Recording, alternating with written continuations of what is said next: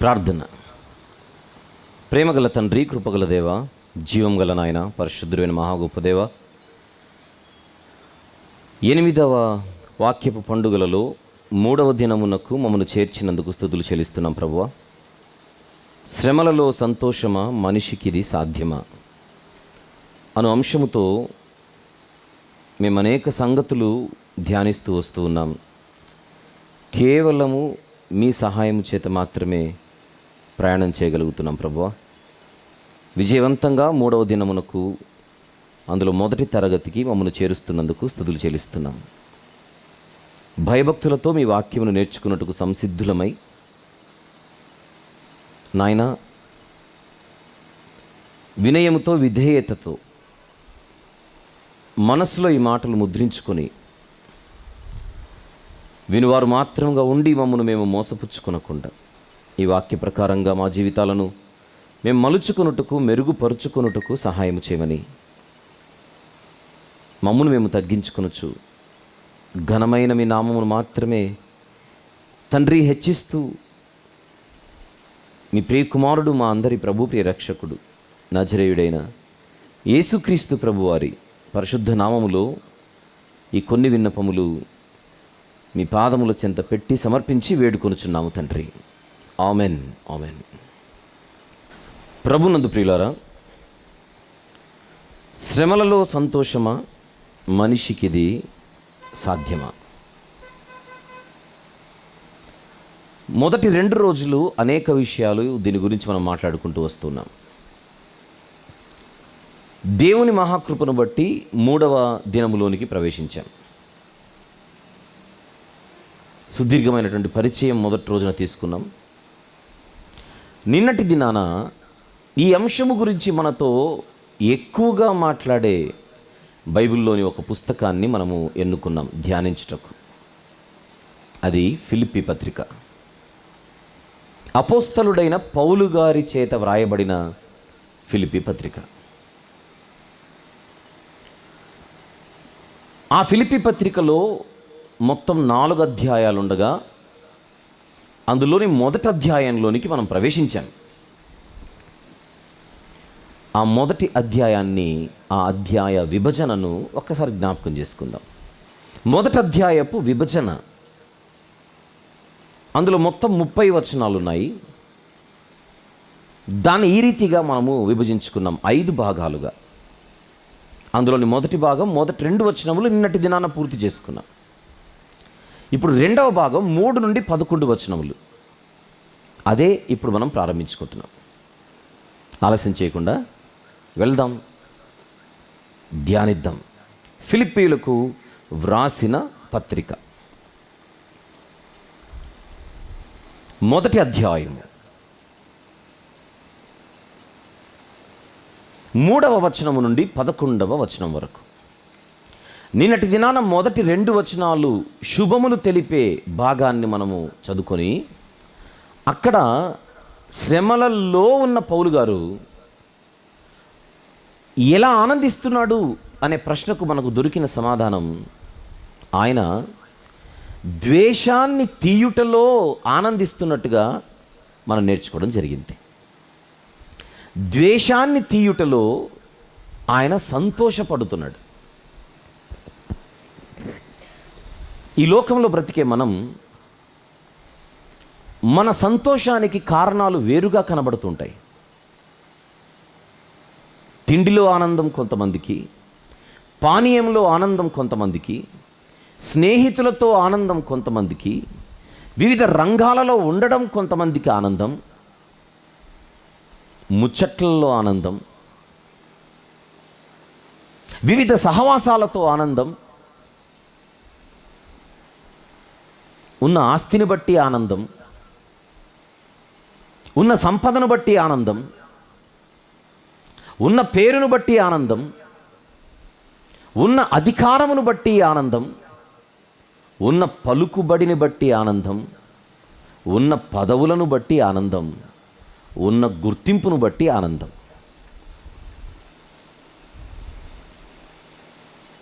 కొన్ని సందర్భాలలో ఆనందమే అతిశయంగా కూడా మారిపోతూ ఉంటుంది. గుర్రములను బట్టి, రథములను బట్టి, శౌర్యమును బట్టి, ఐశ్వర్యమును బట్టి, సంపాదించుకున్న లోక సంబంధమైన జ్ఞానమును బట్టి ఈ కారణాలు అవుతున్నాయి మనుషులకు అతిశయానికి, ఆనందానికి. ఆ జాబితాలో మీరు నేను మనం ఉండకూడదన్నదే ప్రధాన ధ్యేయంగా ఈ వాక్యాన్ని మనం ధ్యానిస్తున్నాం. కారణం, మన జీవితం మనకిష్టం వచ్చినట్టుగా ఉండకూడదు.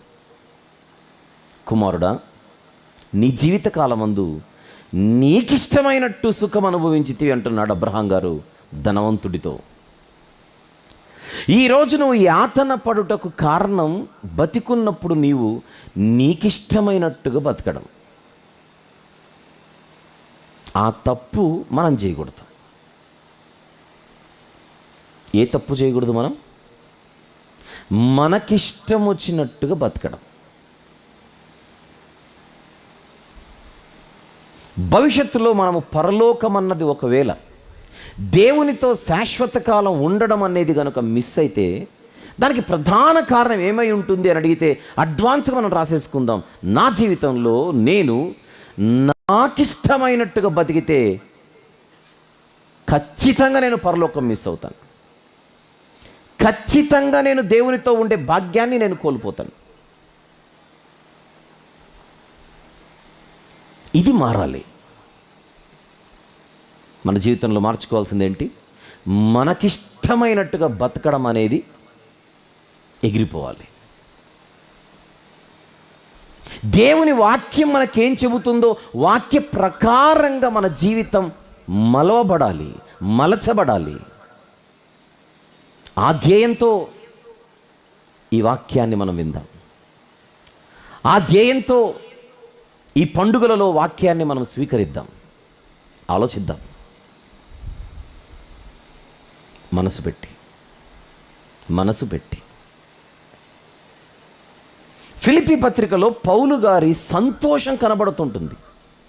అసలు ఫిలిప్పీ పత్రిక వ్రాసింది కృతజ్ఞతను తెలపడానికి అనేది ఉద్దేశమైన, పర్పస్ అయినా, ఈ పత్రికలో మనం చూడవలసింది పౌలు గారి సంతోషం, జాయ్. ఏమంటాం సంతోషాన్ని? Joy, happiness. ఎందులో ఆయనకు సంతోషం ఉంది? మనుషుల హృదయాలలో నుండి ద్వేషాన్ని తీయుటలో ఆయనకు ఆనందం ఉంది. దానికంటే ముందు ఎవ్వరిపై ఏ ద్వేషాన్ని ఉంచుకోకుండా బతకడంలో ఆయనకు ఆనందం ఉంది. నిన్న రాత్రి మనం చూసాం, యూదులు పట్టుబట్టి ఆయన్ను చంపడమే ధ్యేయంగా ఆయన విషయంలో వ్యవహరించారు కదా. గుర్తుందా? నిన్న రాత్రి విషయం చెప్పనా? కైసరయ్యలో నిన్న రాత్రి నేను ప్రస్తావించిన ఫేస్తు అనేటువంటి గవర్నర్ పౌలు గారితో అడుగుతున్నాడు, యెరూషలేంకి వెళ్తావా? పౌలు గారికి యూదుల కుట్రను ఆయన అర్థం చేసుకొని, అవసరమైతే నేను నా వాదనను కైసరు ఎదుట చెప్పుకుంటాను, యెరూషలేంకి వెళ్ళనన్నాడు. ఒక రోమా పౌరుడు, ఆయన రోమన్ సిటిజన్ పౌలు గారు. ఆయన పుట్టింది కిలికియాలోని తార్సు అన్న ఊరిలో. ఆ ప్రాంతంలో పుట్టిన వారికి సహజంగానే రోమన్ సిటిజన్షిప్ వస్తుంది పుట్టుకతోనే.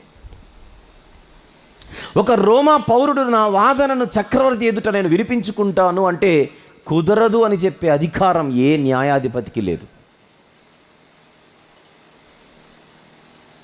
అందుకే ఆయనను రోముకు తీసుకొని వచ్చారు. ఆయన రోముకు వచ్చిన తర్వాత రోమాలో ఉన్న యూదులను పిలిపించి, వింటున్నారుగా, రోమాలో ఉన్న యూదులను పిలిపించి తనపై కేసులు పెట్టిన వారి గురించి ఏమంటున్నాడో చూద్దాం. అపోస్తలుల కార్యములు 28వ అధ్యాయం. అంతకు మునుపు అధ్యాయాలలో పౌలు గారిని పట్టుకున్నారు యూదులు, బంధించారు. రోమా సైనికుల మధ్య ఆయన ఉన్నాడు, చెరలో ఉన్నాడు.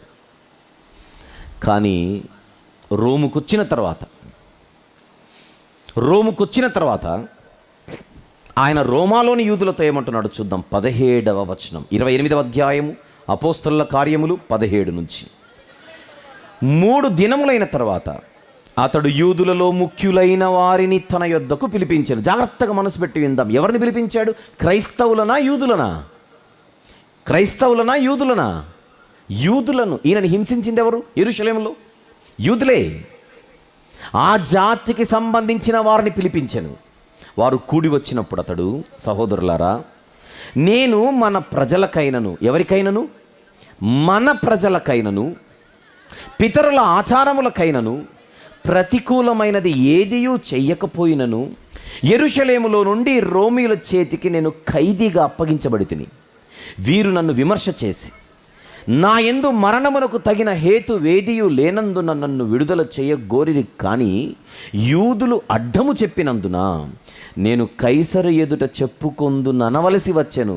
అయినను ఇందువలన నా స్వజనము మీద నేరమేమియూ మోపవలెనని నా అభిప్రాయము కాదు. దాని అర్థం ఏంటి? నన్ను హింసించిన వారిపై నాకు ఏ ద్వేషము లేదు. ఏంటి? నన్ను శత్రువుగా చూసే వారిపై నాకు ఏ ద్వేషము లేదు. ద్వేషమే లేకుండా బతుకుటలో ఆనందిస్తున్నాడు. మన జీవితంలో ఇది కోల్పోతున్నాం. మనం గుర్తుపెట్టుకుందాం, మన జీవితంలో ఈ ఆనందాన్ని కోల్పోతున్నాం. దేనిని బట్టి? ఎవరి మీదనో కోపాలు పెట్టుకొని, ఎవరి మీదనో పగలు పెంచుకుంటూ, ఎవరి మీదనో ద్వేషాలు పెట్టుకొని ఒక అద్భుతమైన సంతోషాన్ని మనం కోల్పోతున్నాం. అది మాత్రమే కాకుండా ఎదుటి వారిలో ఒకవేళ ఎవరిపైనైనా ద్వేషాలు పగలు ఉంటే అవి కూడా తీసేయమని ఆ మొదటి 2 వచనాలలో ఆయన చేస్తున్న ప్రయత్నాన్ని నిన్నటి దినాన మనం చూసాం. ద్వేషము లేకుండా బతుకుటలో సంతోషం, ఎదుటి వారిలో ఉన్న ద్వేషభావాలను తీసివేయుటలో సంతోషం. ఇక ఇప్పుడు 3వ వచనం నుండి 11వ వచనం వరకు మనం జాగ్రత్తగా మరికొన్ని సంగతులు ఆలోచిస్తూ ధ్యానిద్దాం. రండి. ఫిలిప్పీ పత్రిక 1వ అధ్యాయం. ఫిలిప్పీ పత్రిక 1వ అధ్యాయం 3 నుండి 11 వచనములు నేనే చదువుతాను. 11 వరకు మొత్తం చదివేస్తాను. చదివిన తర్వాత ధ్యానిద్దాం.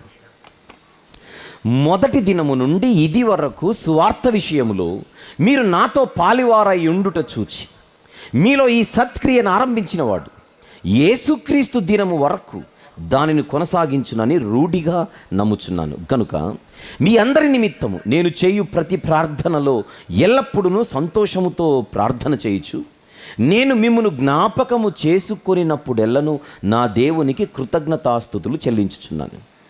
నా బంధకముల యందును నేను సువార్త పక్షమున వాదించుట యందును దానిని స్థిరపరుచుట యందును మీరందరూ ఈ కృపలో నాతో కూడా పాలివారై ఉన్నారు గనుక నేను మిమ్మును నా హృదయములో ఉంచుకుని ఉన్నాను. ఇందుచేత మిమ్మును అందరినీ గూర్చి ఈలాగు భావించుట నాకు ధర్మమే.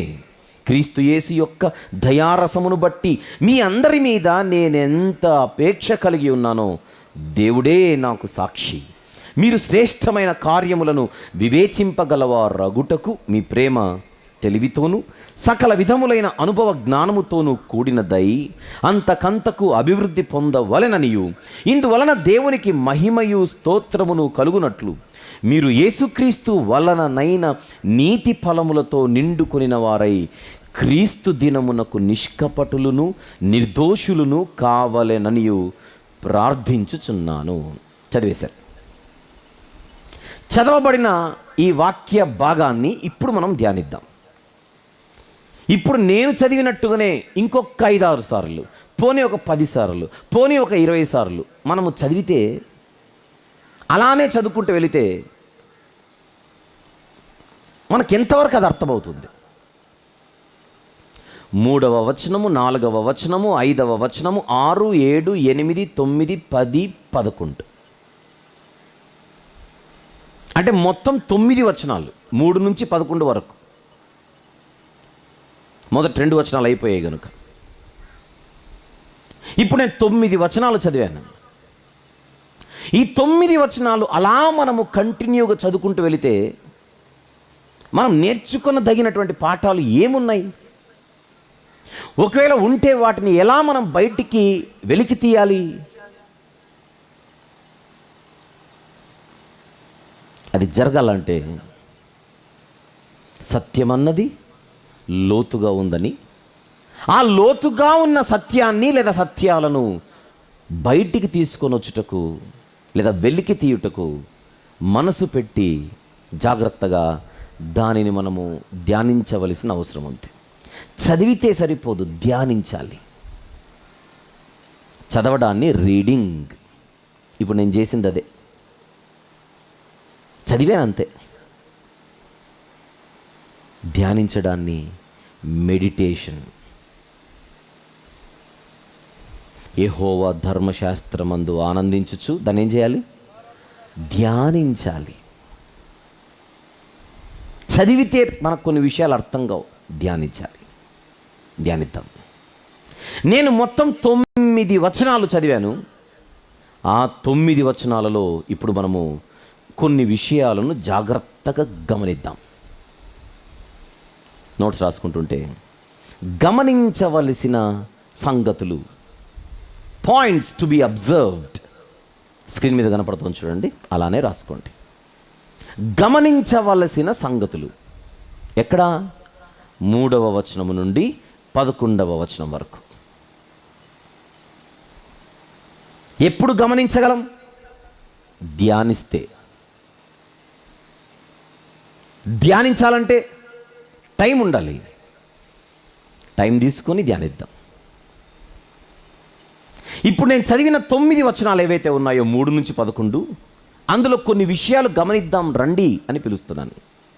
అలా గమనించగలిగితే ఈరోజు ఈ సెషన్లో ఒక 5 విషయాలను మనము నేర్చుకోవచ్చు.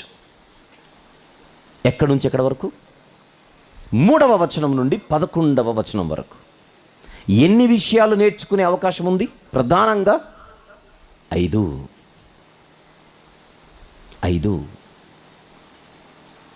ఆలస్యం చేయకుండా మొదటిదేంటో నేను చెప్పిన తర్వాత చూపిస్తాడు. ముందుగా చదువుదాం. మొదటి అధ్యాయం 3వ వచనం. ముందుగా 3వ వచనం.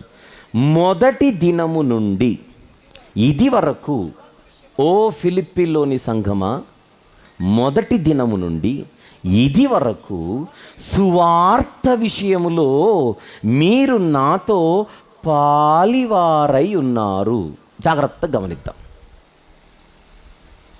ఫిలిప్పీలోని ఈ సంఘం ఏమై ఉందని ఆయన విట్నెస్ లేదా టెస్ట్ మనీ ఇస్తున్నాడు, సాక్ష్యం చెబుతున్నాడు.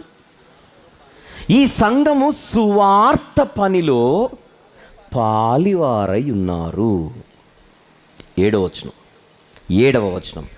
నా బంధకముల యందును నేను సువార్త పక్షమున వాదించుట యందును దానిని స్థిరపరుచుట యందును మీరందరూ ఈ కృపలో నాతో కూడా పాలివారై ఉన్నారు.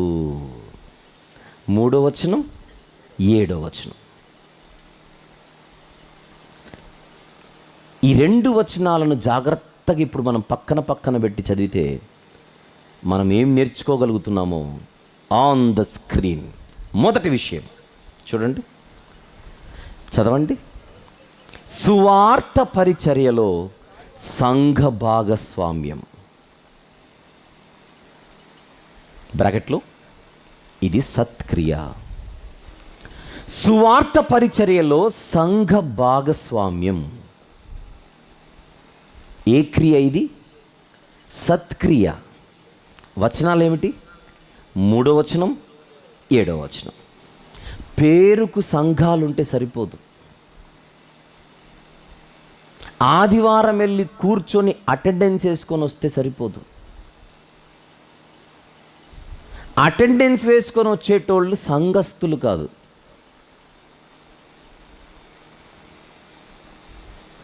బాధ్యతలు తీసుకున్న వారే సంఘస్థులు. బాధ్యత లేనివారు దేవుని దృష్టిలో విశ్వాసులు కాదు. విశ్వాసం అన్నది ఎప్పుడు కూడా క్రియలతో కూడినదై ఉండాలి, లేకపోతే అది మృతం.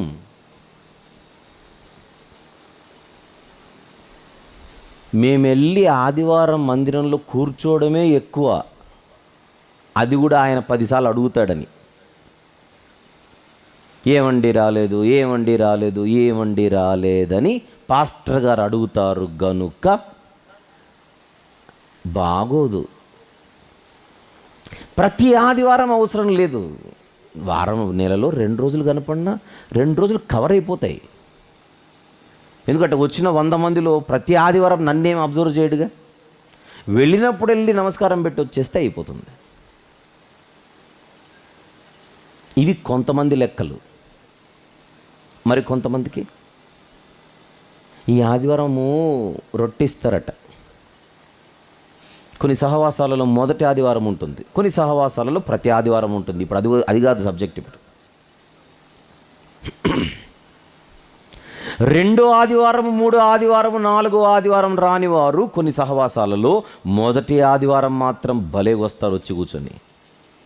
ఎందుకో తిని తాగి వెళ్ళిపోవడానికి, రొట్టె తిని పానీయము తాగి వెళ్ళిపోవడానికి. ఫుడ్డా? ఆ రొట్టె ఆహారమా? ఆ రొట్టెలోని పరమార్థం ఏమిటి? ఆ పానీయములోని పరమార్థం ఏమిటి? వేసుకొని నోట్లో వెళ్ళిపోవడం అంతే. ఇవి కొంతమంది లెక్కలు. పండక్కు మాత్రమే వచ్చేవారు ఉన్నారు, అవి పండుగ లెక్కలు.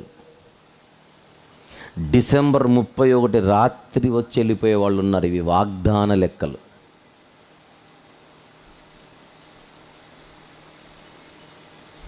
ఎవరు సంఘస్థులు? ఎవరు సంఘస్థులు? సువార్త వ్యాప్తి కొరకు బాధ్యతలు తీసుకున్నవారే దేవుని దృష్టిలో సంఘస్థులు. అది ఫిలిప్పీలోని సంఘములో కనబడుతోంది. ఏ దినము నుండి? ఏ దినము నుండి? From the very first day, మొదటి దినము నుండి. ఎప్పటి వరకు? మొదటి దినము నుండి. ఎప్పటి వరకు? ఇది వరకు అన్నాడు 3వ వచనంలో. ఇది వరకు, అప్పటి నుండి ఇప్పటి వరకు. అప్పుడెప్పుడో ఒక్కసారి మీరు పాలిభాగస్తులై మధ్యలో మానేసినోళ్ళు కాదు. అప్పుడు బాగా పార్టిసిపేట్ చేసి 1-2 సార్లు తర్వాత ఆగిపోయిన వారు కాదు మీరు.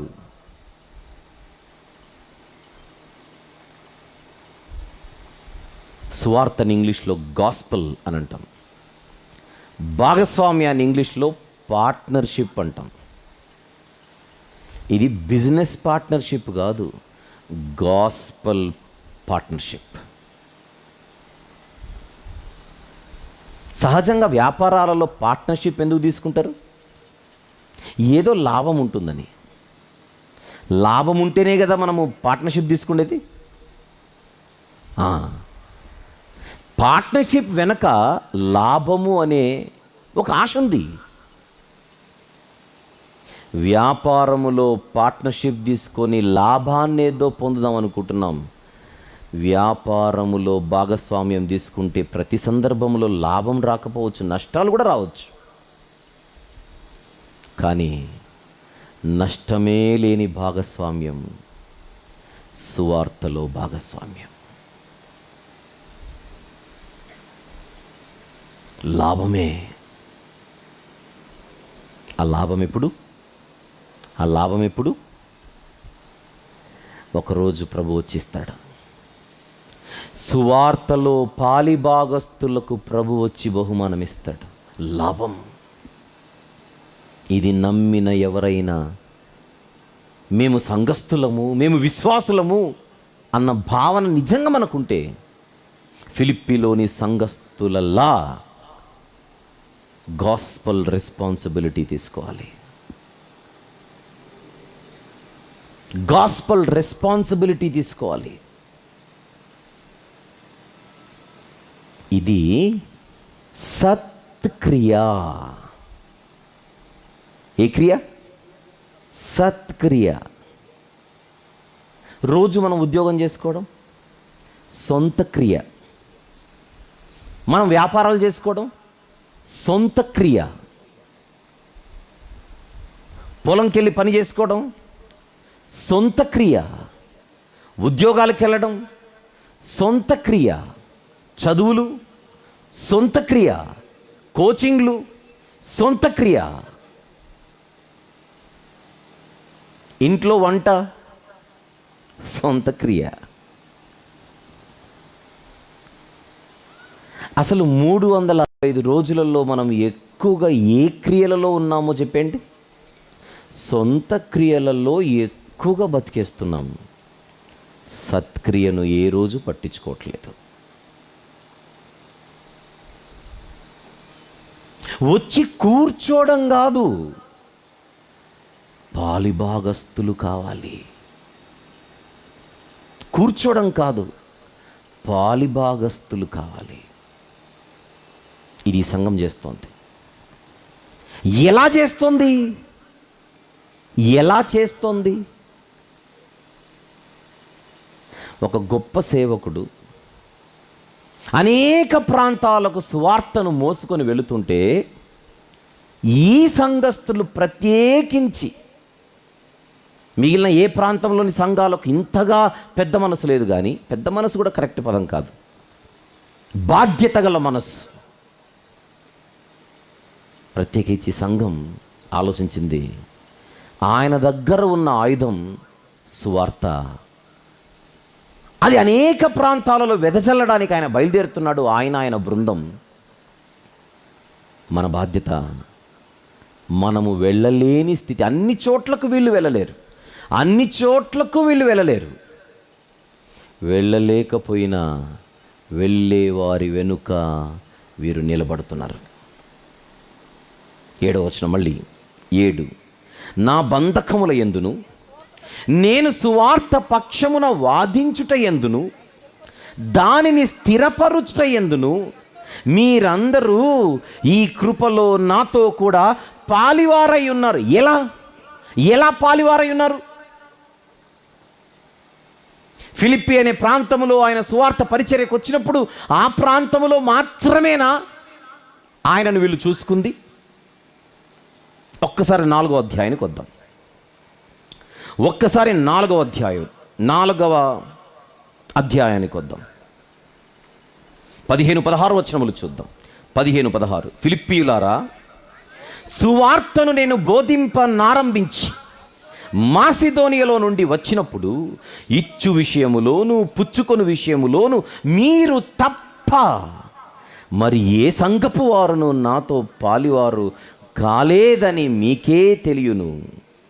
ఏలయనగా తెస్సలోనికలో కూడా మీరు మాటి మాటికి నా అవసరము తీర్చుటకు సహాయము చేసితిరి. ఎలా పాలివారై ఉన్నారు ఇల్లు? ఎలా పాలివారై ఉన్నారు? ప్రత్యక్షంగా వారు కూడా ఎక్కడెక్కడైతే సువార్త పరిచర్యలో పాల్గొనగలరో అక్కడ వాళ్ళు కూడా పాల్గొనగలిగే పరిస్థితిలో వాళ్ళు ఉన్నారు. ఫిలిప్పీలో జరిగే సువార్త పరిచర్యలో నేరుగా ప్రత్యక్షంగా వారు పాలిభాగస్తులు అవ్వడానికి వారు సిద్ధపడ్డారు. వాళ్ళ ఊరిలో జరిగేటప్పుడు వాళ్ళ ప్రాంతము కాకుండా మరొక ప్రాంతం, అది తెస్సలోనిక. తెలియని వారి కోసం మ్యాప్ చూద్దాం. ఫిలిప్పి, దాని దగ్గరలో మరొక పట్టణం తెస్సలోనిక. కానీ ఫిలిప్పి వేరు, తెస్సలోనిక వేరు. అక్కడ ఫిలిప్పి ఉంది, ఇక్కడ తెస్సలోనిక ఉంది. ఏమంటున్నాడో చూద్దాం. ఏలైనగా తెస్సలోనికలో కూడా మీరు మాటి మాటికి నా అవసరము తీర్చుటకు సహాయము చేసితిరి. ఎక్కడ ఫిలిప్పి ఉంది, ఎక్కడ తెస్సలోనిక ఉంది. సువార్త పరిచర్యలో ఈ సంఘపు వారు ఎలా పాలిభాగస్తులయ్యారు?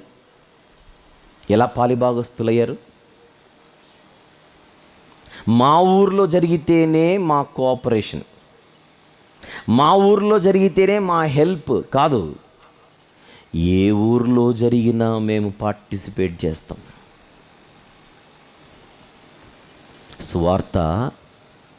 సువార్త పరిమళ వాసన ప్రపంచమంతా వెదజల్లబడాలి.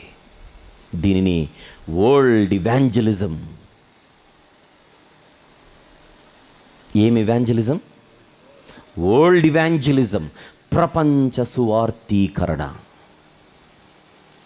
ఎవరు తీసుకోవాలి బాధ్యత? ఒక వ్యక్తా, లేకపోతే ఒక గ్రూపా?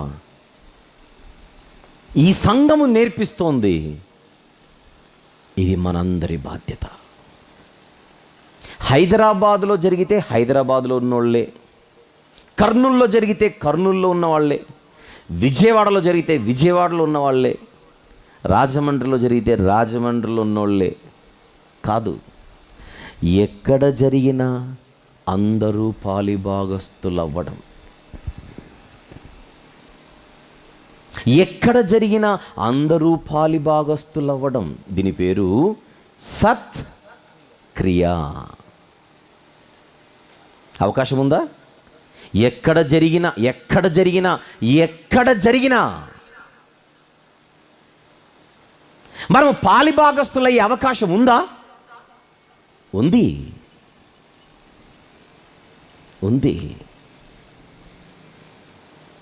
సరైన చోట మనము సహకరించగలిగితే సువార్త ఎక్కువగా వ్యాప్తి చెందడానికి అవకాశం ఉంది. రెండో విషయం, పౌలు గారు తన మొదటి ప్రయాణంలో బర్నబా గారితోనూ, రెండవ ప్రయాణంలో శీల గారితోనూ ఆయన ప్రయాణము చేసినట్టుగా మనకు తెలుసు. బైబిల్ అంటుంది, వారు సంఘము చేత పంపబడ్డారు. అపోస్తలుల కార్యములు.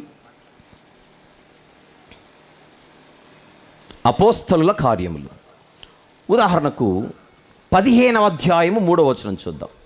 15వ అధ్యాయము 3వ వచనం.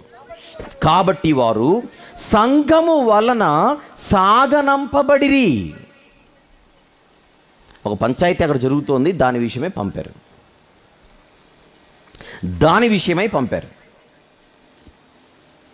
ఏ సంఘం అది?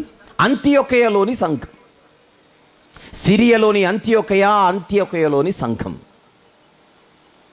సంఘము చేత పంపబడుచున్నారు. ఎవరు? సువార్తికులు. వాదించుట ఎందును, ఇందాకేమన్నాడు ఫిలిప్పీ పత్రికలో, దానిని స్థిరపరుచుట ఎందును అన్నాడా? 7వ వచనంలో 3వ అధ్యాయము, క్షమించండి, 1వ అధ్యాయము 7వ వచనం ఫిలిప్పీ పత్రిక. నా బంధకముల ఎందును, నేను సువార్త పక్షమున వాదించుట ఎందును, దానిని స్థిరపరుచుట ఎందును మీరందరూ ఈ కృపలో నాతో కూడా పాలివారై ఉన్నారు.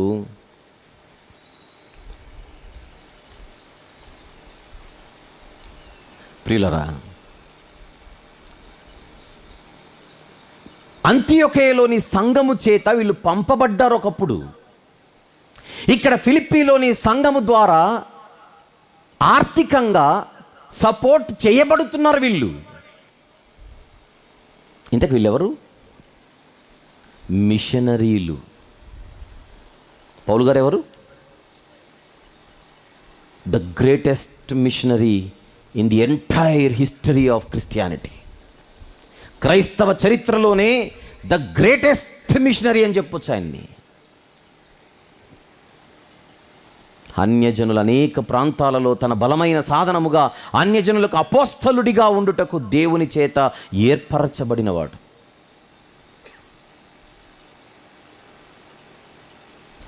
ఆ మిషనరీ వెనుక సంఘాలు నిలబడుతున్నాయి.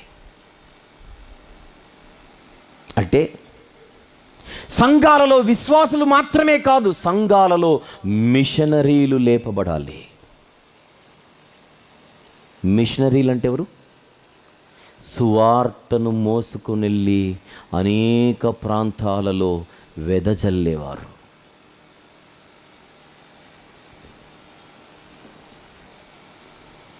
పరిచర్యల్లో ఈ సందర్భాన్ని బట్టి 2 రకాల పరిచర్యలు. ఒకటి బోధనా పరిచర్య, టీచింగ్ మినిస్ట్రీ అంటారు దాన్ని. మరొకటి మిషనరీ మినిస్ట్రీ. చెప్పడం వినడం మాత్రమే కాదు, సువార్తను మోసుకెళ్ళాలి.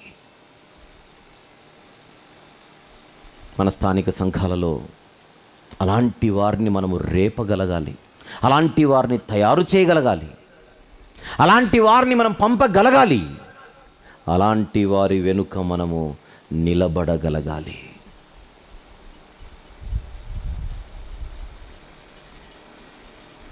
ఐదు విషయాలు నేర్చుకుందామన్నాను. అందులో మొదటి విషయం, ఈ సంఘం సువార్త పరిచర్యలో పార్ట్నర్షిప్ తీసుకుంది. భాగస్వామ్యాన్ని ఏమంటాం ఇంగ్లీష్లో? Partnership. On the screen once again. 5 విషయాలలో మొదటి విషయం, సువార్త పరిచర్యలో సంఘ భాగస్వామ్యం. రైట్.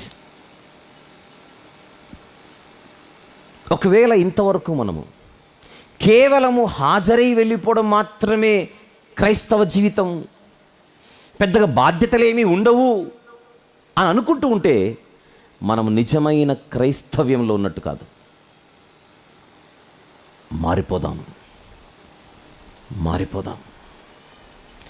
మార్పు లేకుండా ఈ 6 రోజుల తర్వాత ఇక్కడి నుంచి మనము గడప దాటితే, ప్రాంగణము దాటితే మనకు తెలుగు వచ్చినట్టు కాదు,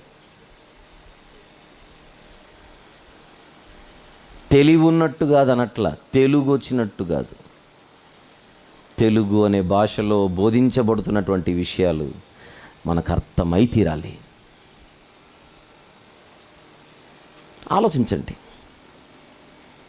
నేను కూడా సువార్త పరిచర్యలో ఒక పార్ట్నర్ కావాలనుకుంటున్నాను అని ఎందుకు ఒక నిర్ణయం తీసుకోకూడదు?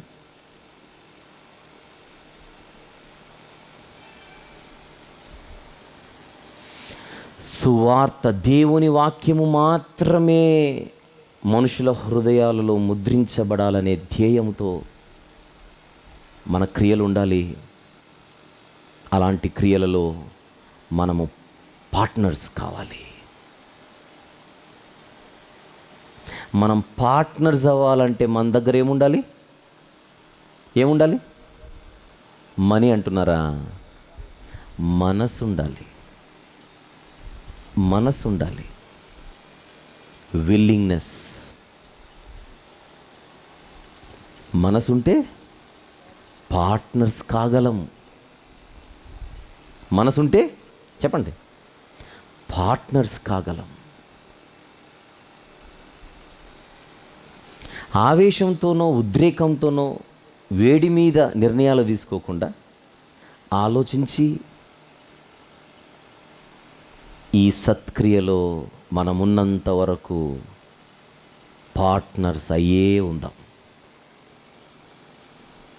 Gospel partnership. నిన్న రాత్రి అందరూ భోంచేసిన తర్వాత అక్కడ కూర్చొని కొంతమంది సేవకులతో మాట్లాడుతూ, ఇవి 8వ వాక్య పండుగలు కదా, 100వ వాక్య పండుగలు ఎక్కడ చేద్దామని ఆలోచిస్తున్నాం. ఎన్నోది? 100. ఇప్పుడు జనరల్గా మీకు వచ్చే క్వశ్చన్, 100 వరకు బతుకుతామా? 100 వరకు బతుకుతామా? 100 వరకు ఉంటామా? ఆయన ఉంచాలనుకుంటే ఉండి తీరతాం. ఆయన ఉంచాలనుకుంటే ఉండి తీరతాం. ఒకప్పుడు సంవత్సరానికి ఒక్కటే ఈ సెమినార్, ఈ మధ్యనే 2 స్టార్ట్ అయినాయి. ఇప్పుడు మే, జూన్, జూలై, ఆగస్ట్, సెప్టెంబర్ ఆగండి, అక్టోబర్లో 2వ సెమినార్, అంటే ఈ సంవత్సరంలో 2వ సెమినార్. అవి 9వ వాక్యపు పండుగలు.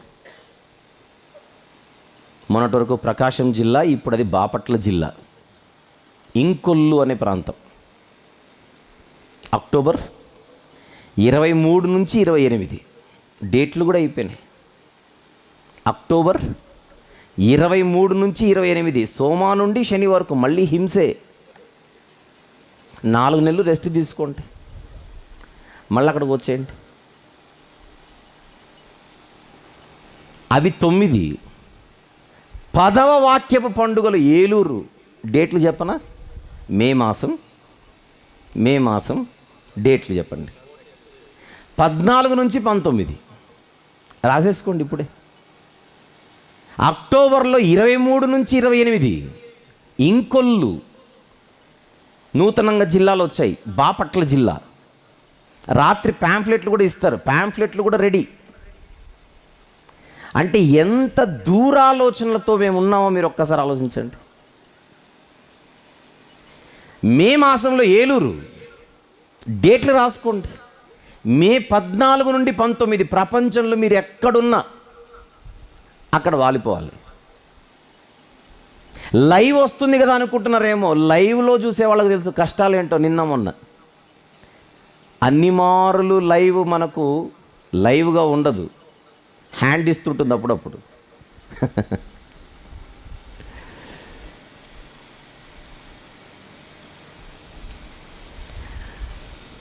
సంవత్సరానికి 2, ఆ 2 3 కూడా కావచ్చు. ఎలా చెప్పనా? తెలుగు రాష్ట్రాలలో ముఖ్యంగా 3 ప్రాంతాలు. ఒకటి తెలంగాణ, ఇంకొకటి రాయలసీమ, ఇంకొకటి ఆంధ్ర. మీకు తెలుసో తెలీదో కానీ అక్టోబర్లో కర్నూలులో సెమినార్ అయిన తర్వాత వారం రోజుల తర్వాత కర్నూలులో మాట్లాడుకున్నది ఇక భవిష్యత్తులో సంవత్సరానికి 3 సెమినార్లు జరగాలని. ఒకటి తెలంగాణ, ఒకటి రాయలసీమ, ఒకటి ఆంధ్ర. దానికి కొన్ని ప్రణాళికలు కూడా ఆలోచించాం. తెలంగాణలో సెమినార్ జరిగితే తెలంగాణ వాళ్ళందరూ సహకరించి ఎక్కడ జరిగినా, కుదిరితే ఆంధ్ర పైన రాయలసీమ పైన డిపెండ్ అవ్వకుండా తెలంగాణ సెమినార్ తెలంగాణ వాళ్ళే చేసేలా, రాయలసీమ సెమినార్ రాయలసీమ వాళ్ళే చేసేలా.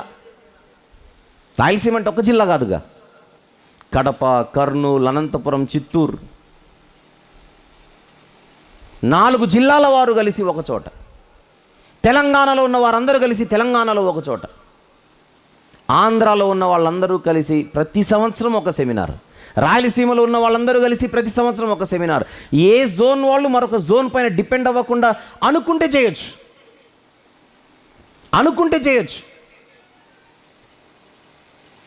దీని కొరకు త్వరలో కొన్ని కమిటీలు కూడా ఏర్పాటు చేస్తున్నాం. ఏ ప్రాంతంలో ఏ సెమినార్ చేయాలంటే ఆ కమిటీ వారు ఆ బాధ్యతలు తీసుకొని ముందుకెళ్తారు. Telangana seminar committee, Andhra seminar committee, Rayalaseema seminar committee. మిమ్మల్ని అడుగుతున్నాను, అనుకుంటే గలమా గలలేమా? ఏదో ఒకటి చెప్పండి. గళమెత్తి చెప్పండి. గలం. ఏమి గలం? చేయగలం. గలగాలి అంటే మనసు ఉండాలి. ఏ మనసు ఉండాలి? గాస్పెల్ పార్ట్నర్స్ అవ్వాలన్న మనసు ఉండాలి. చేద్దామంటారా? రెడీ అన్న వాళ్ళు రెడీ అన్న వాళ్ళు చేయొద్దండి. రెడీ. దేని కొరకు? పండుగల కొరకు. ఏ పండుగలు? మనం చేసేది ఎప్పుడైనా ఇవే పండుగలే. వాక్యపు పండుగలు.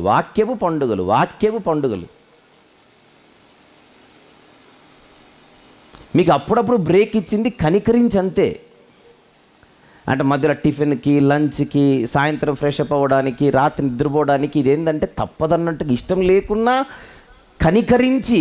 అంటే ఆ రెఫరెన్స్ ఒకటి ఉంటుంది బైబిల్లో, కనికరము గలవారు ధన్యులు. అందుకు అలా కనికరించి పంపడమే కానీ నాకు ఇష్టం లేదు మిమ్మల్ని పంపడం. కుదిరితే సంపూర్ణ రాత్రి. అప్పుడు భవిష్యత్తులో నా ఫోటో పెట్టుకొని పూర్వం ఇతను హింసకుడు.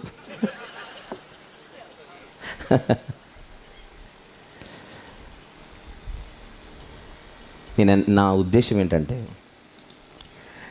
ఈ గ్రంథములోని 66 పుస్తకాలు వివరించడమే నా ధ్యేయం. దీనికి నా లైఫ్ సరిపోదు,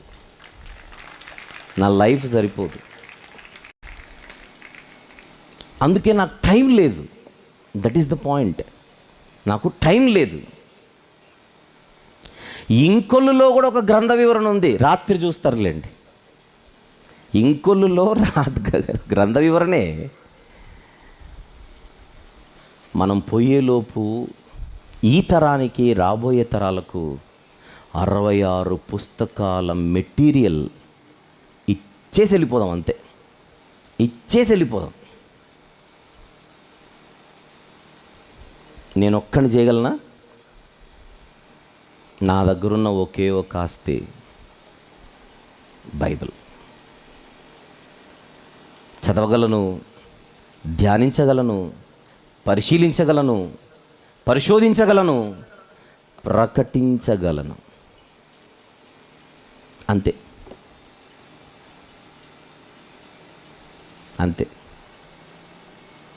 ఇది జరగాలంటే పార్ట్నర్స్ ఉండాలి.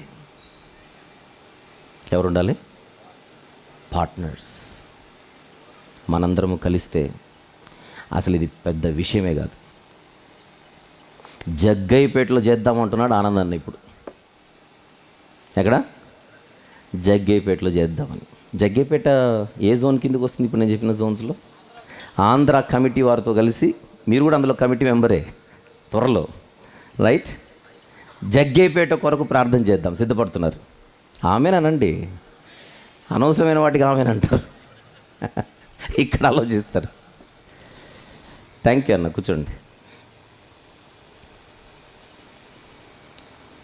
బ్రతుకుట క్రీస్తే, చావైతే లాభం.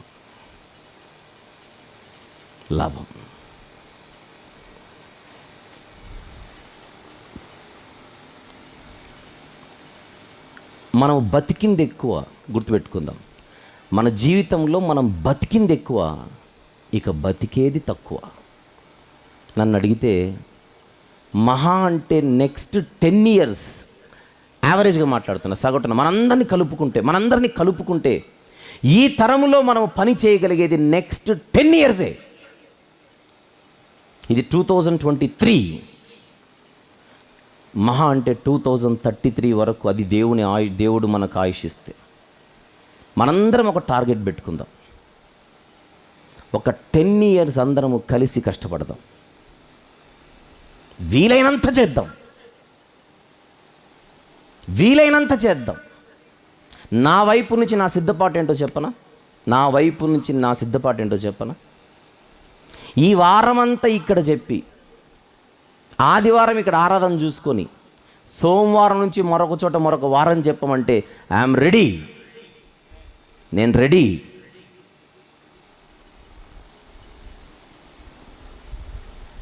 కోత విస్తారంగా ఉంది.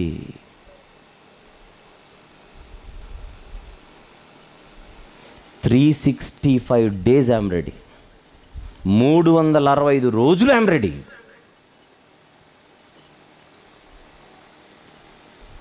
కలిసి చేద్దాం.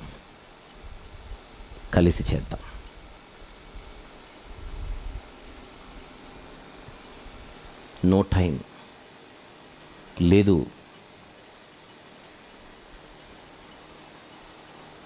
దినములు చెడ్డవే. మనము సమయమును పోనీయక సద్వినియోగపరచుకుందాం. ప్రార్థన చేసుకుందాం. నెక్స్ట్ సెషన్లో దీని కంటిన్యూయేషన్. 3 నుండి 11 వచనాలు, 5 విషయాలు నేర్చుకుందాం అన్నాను. అందులో మొదటి విషయం గాస్పెల్ పార్ట్నర్షిప్.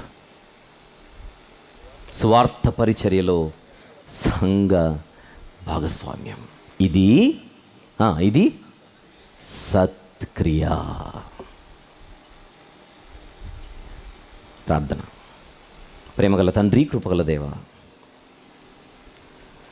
సువార్త పరిచర్యలో మేము భాగస్వాములై, పాలిభాగస్తులై బ్రతకడం ఈ సత్క్రియలో మేము నిత్యము ఉండుటకు మమ్మను బలపరచమని, ఈ మాటలు మా హృదయాలలో నూరంతలుగా ఫలించుటకు సహాయం చేయమని యేసు ప్రభు వారి పరిశుద్ధ నామములో సమర్పించి వేడుకొనుచున్నాము తండ్రి.